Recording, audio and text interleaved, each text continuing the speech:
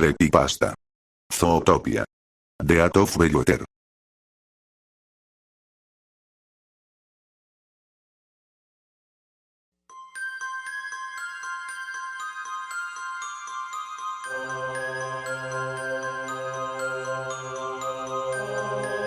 Muchos recordamos Zootopia, esa película de Disney llena de color y mensajes sobre la superación personal. Pero lo que muy pocos saben es que antes del estreno oficial en cines, un usuario de un foro de animación filtró un archivo confidencial extraído directamente de los servidores de producción. El archivo se llamaba simplemente Disney Zooto-exe. Lo que contenía no era la versión tierna y familiar que todos vimos, era un montaje distorsionado, salvaje y enfermizo que los ejecutivos de la empresa mandaron a destruir por completo tras una prueba con audiencia que dejó traumatizados a varios niños. Mi nombre es Álvaro y te contaré esta macabra historia que me pasó a mí desafortunadamente. Escribo esto para publicarlo en un foro de internet y ver si me creen. Todo comenzó de una forma sumamente extraña. La película no iniciaba con la escena de la infancia de Judy Hopps como en la versión comercial, sino con un plano secuencia largo e incómodo ambientado en Bully durante la misma obra de teatro escolar. La cámara no seguía a la coneja ni a sus diálogos optimistas. La toma permanecía fija, lenta y pesada, enfocando a la figura de una pequeña oveja negra relegada a la esquina más oscura del escenario. Mientras los demás animales actuaban y el público reía, el audio original de la película se distorsionaba progresivamente con un zumbido de estática constante y de baja frecuencia. La pantalla comenzaba a parpadear, mostrando un montaje rápido, granulado y doloroso de la infancia de esa oveja negra. No eran escenas animadas normales, parecían dibujos preliminares a lápiz con trazos violentos. Veíamos empujones sistemáticos en el patio de recreo, insultos susurrados por adultos gritándole maldita basura inservible. Y la imagen escalofriante de su propia familia dándole la espalda en una mesa de comedor vacía. Yo me quedé confundido pensando en por qué las malas palabras se utilizaban aquí en una película para niños, pero el rechazo no era solo de los depredadores. Las presas blancas la miraban con un asco sutil pero devastador, tratándola como a un pedazo de mierda. La escena daba un salto abrupto e inexplicado al presente, directamente al cubículo de la vicealcaldesa Dawn Bellwether en el ayuntamiento de Zootopia. Ahí no había ningún tipo de comedia de oficina. La iluminación del plano era sombría, dominada por tonos verdosos y enfermizos. Veíamos a Bellwether trabajando a altas horas de la madrugada, rodeada de montañas de papeleo. Sus ojos, rodeados de ojeras profundas e inyectados en sangre, no paraban de parpadear. En este metraje extendido, el acoso del alcalde Leonard era inhumano y constante. Lo veíamos tirarle expedientes ardientes a la cara, gritándole muévete, pinche oveja estúpida. E incluso usarla físicamente como un escalón para alcanzar repisas altas, aplastando su cabeza con sus pesadas garras de león mientras le susurraba no sirves ni para estar viva. La cámara se enfocaba durante casi 2 minutos enteros en su pata temblorosa, apretando un bolígrafo con tanta fuerza que el plástico finalmente se fracturaba en su palma. La tinta negra saltaba a presión, manchándole la lana de la cara y el pecho. Ella no se limpiaba. Solo se quedaba mirando a la nada mientras la tinta goteaba lentamente sobre su escritorio.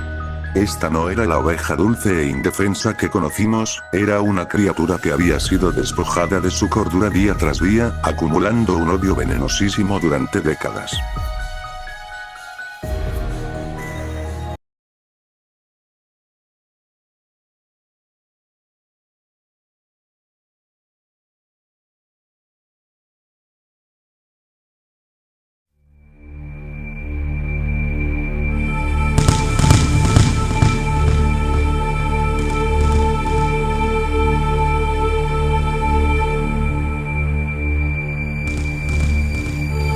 La historia avanzaba aceleradamente hacia el clímax en el Museo de Historia Natural.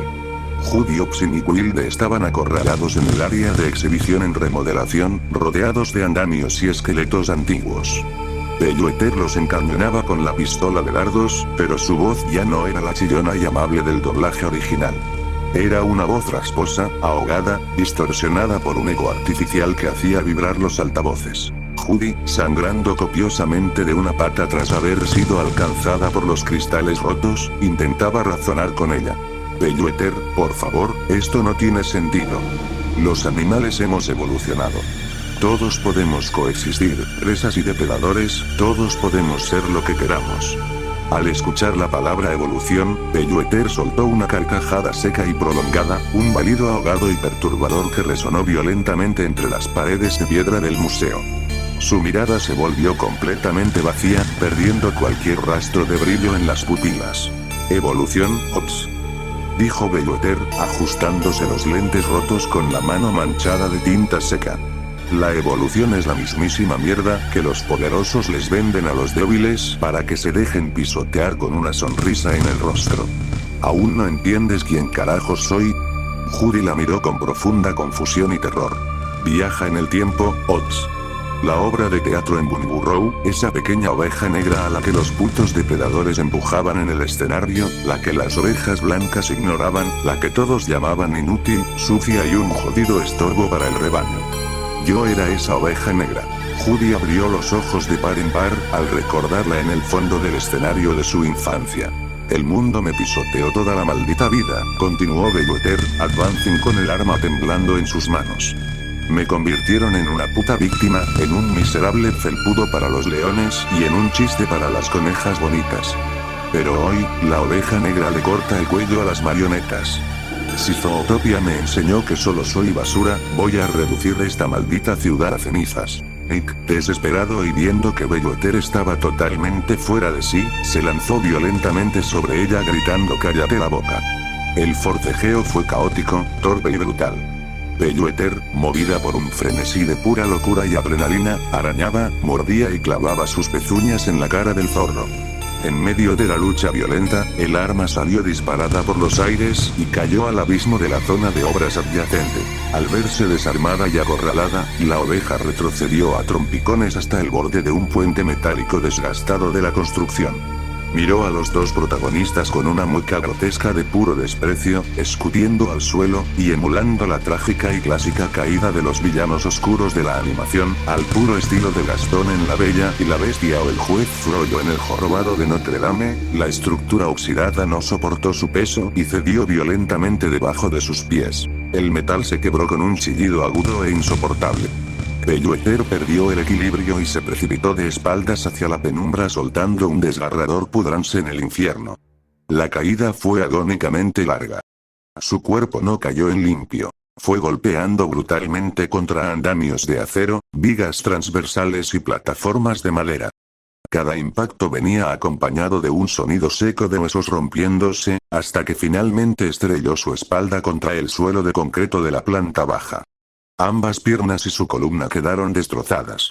Yacía boca arriba en la penumbra, incapaz de erguirse, emitiendo un gorgoteo ahogado de dolor y sangre. Pero lo que no sabía lo verdaderamente macabro que venía a continuación será y siempre será una de las cosas más perturbadoras que he visto durante toda mi vida.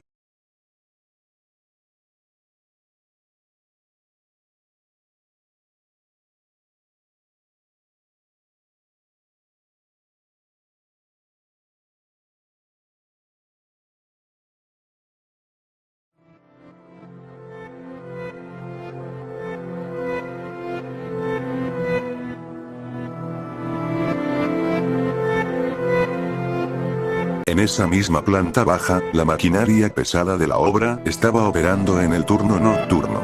Los trabajadores, un grupo de rinocerontes e hipopótamos equipado con cascos industriales y protectores auditivos de máximo aislamiento, no podían escuchar absolutamente nada debido al estruendo sordo de los motores diésel. Uno de los obreros jaló la palanca de vertido de la tubería industrial de concreto. Sin percatarse de la pequeña masa de lana y huesos rotos que yacía inmóvil entre los escombros de la caída, liberaron la descarga. El audio del metraje saturaba horriblemente en esta parte. Los gritos agudos, desesperados y llenos de agonía de la oveja se mezclaban con el ruido metálico de la mezcladora pesada. Una marea masiva, densa, viscosa y helada de cemento fresco cayó de golpe sobre el cuerpo indefenso de Bellwether. La cámara no cortaba a negro ni desviaba la toma. Mostraba en un plano detalle desgarrador cómo la masa gris comenzaba a cubrirle primero el torso fracturado y luego el cuello. En un acto instintivo y desesperado por conseguir oxígeno, Bellwether abrió la boca al máximo, pero la mezcla pesada y cáustica entró a presión por su garganta, asfixiándola al instante e inundando sus pulmones. Además del peso aplastante, la reacción química del cemento al comenzar a fraguar generaba un calor abrasador que quemaba su piel, derritiendo su lana contra la mezcla. Sus ojos, desencajados por el pánico, inundados de lágrimas y sangre, congelaron su último destello de vida antes de ser sepultados por completo bajo la masa gris. Los obreros simplemente pasaron las aplanadoras mecánicas por encima, nivelando la mierda de suelo sin saber qué demonios había debajo. Pasaron las horas en el metraje. La escena mostraba cómo el cemento se endurecía por completo hasta volverse un bloque de piedra sólido y gris. La cámara comenzó a hacer un acercamiento muy lento, casi imperceptible, hacia la superficie plana del concreto endurecido en la zona donde Bellwether había sido sepultada. El silencio en la escena era absoluto, roto únicamente por un zumbido estático muy bajo. De pronto, justo en el centro de la toma, la superficie del concreto plano comenzó a fisurarse. Pequeñas grietas en forma de red se extendieron velozmente por el suelo gris. De entre las grietas más profundas, un líquido negro y viscoso, una mezcla de tinta oxidada y sangre congelada, comenzó a brotar a presión, burbujeando sobre la piedra lisa. La cámara se detuvo a pocos centímetros del suelo. A través de la fisura principal del concreto, algo se movió en la oscuridad interior. Dos pupilas horizontales, amarillentas y completamente desprovistas de vida, se abrieron paso entre la masa de cemento fracturado, fijando su mirada directamente en la lente de la cámara.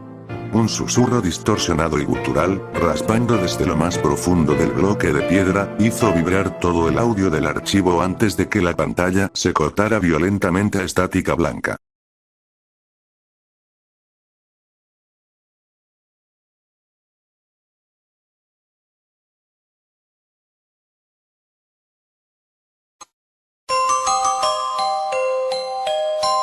Después de eso, simplemente todo se apagó y me quedé petrificado y perturbado después de ver todo eso con mis propios ojos. No puedo creer que Disney haya hecho esto. Esto si se hubiera estrenado en los cines de aquella época cuando se lanzó definitivamente sería una de las cosas que nunca olvidaría un niño. Aún sigo pensando en cómo murió la oveja de esa forma tan escalofriante y asquerosa. Dejaré esto escrito en el foro y espero alguien me crea. Adiós.